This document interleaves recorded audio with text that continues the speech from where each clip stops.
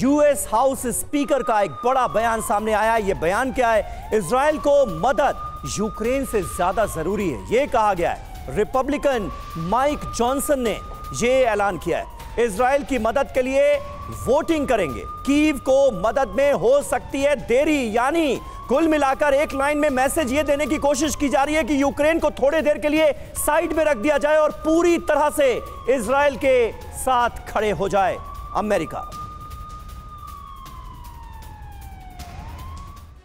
और 60 सेकंड में हमारे एक्सपर्ट्स के जरिए समझते हैं कि इजराइल के लिए यूक्रेन को मदद रोकी गई तो रूस क्या जंग जीत जाएगा? भारद्वाज साहब, क्या लगता है आपको?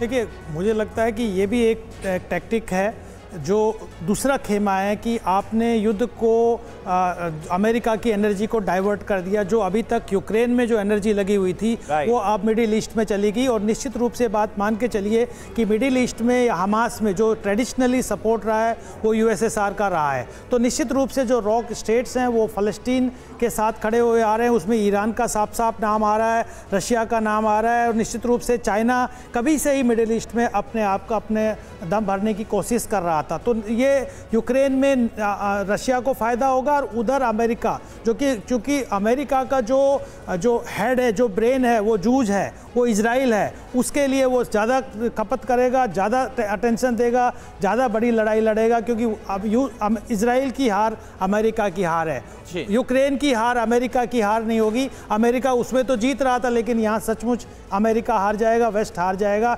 इजराइल की जंग जीतना उनके लिए बहुत महत्वपूर्ण है। बिल्कुल, यानी कि यहाँ पर कहीं ना कहीं जो साख है वो अमेरिका की भी दांव पर लगी।